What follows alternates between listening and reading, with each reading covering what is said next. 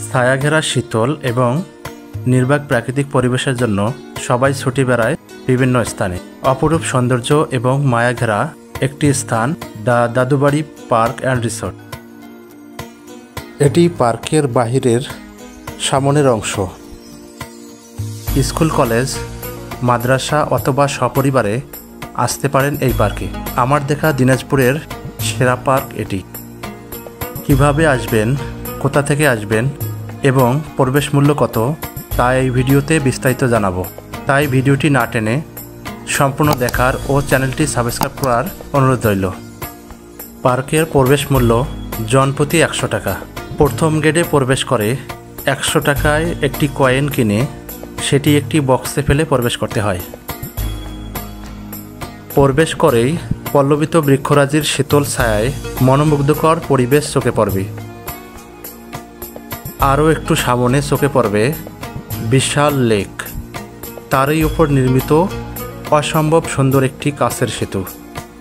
এই সেতুতে উঠলে মনে হবে না দিনাজপুরে আসছি, মনে হবে কোনো এক দেশে চলে আসছি। ব্রিজ পার হয়ে রয়েছে ক্ষুধা নিবারণের জন্য ক্যাফে, রেস্তোরাঁ।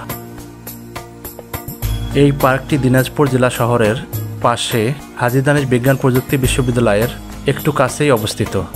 যে কোনো অটোরিকশা বা ভ্যানে 20 বা 30 টাকায় দিনাজপুর জেলা শহর থেকে এই পার্কে এনে নামিয়ে দেবে। যাই হোক, ঘুরতে ঘুরতে একটু দাদুবাড়ি পার্কের ইতিহাস জেনে নেই। 2005 সালে শুধু একটি কটেজ বা দাদুর ছোট বাড়িটি ছিল। 2020 সাল থেকে এটি বাণিজ্যিকভাবে চালু করা হয়।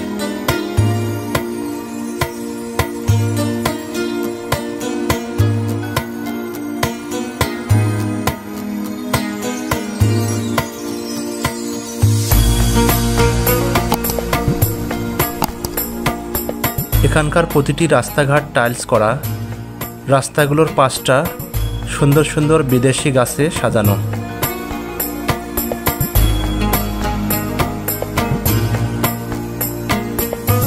এখানে গোসল করার জন্য রয়েছে সুইমিং পুল, বাচ্চাদের জন্য রয়েছে শিশু পার্ক।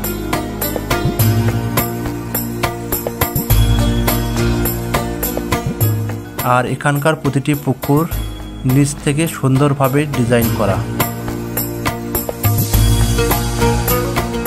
রাতে ঝলমলে লাইটের আলোয় আলোকিত হয়।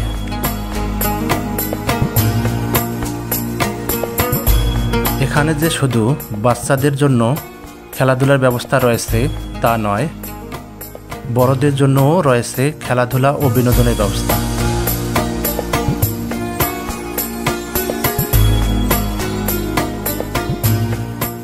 পিকনিক ও সভা বা মিটিং করার জন্য রয়েছে বিশাল কক্ষের ব্যবস্থা। নামাজের জন্য রয়েছে একটি মসজিদ। রাত্রেবেলা পার্কটি আরও সুন্দর ও আকর্ষণীয় দেখায়। পার্কের পশ্চিম দিকে প্রসারিত করার কাজ চলছে। এছাড়াও পুরো পার্কটি আকর্ষণীয় করে তোলার জন্য প্রতিনিয়ত কাজ চলছেই। পার্কটি ও ভিডিওটি কেমন লাগলো অবশ্যই কমেন্ট করে জানাবেন এবং লাইক, সাবস্ক্রাইব করতে ভুলবেন না।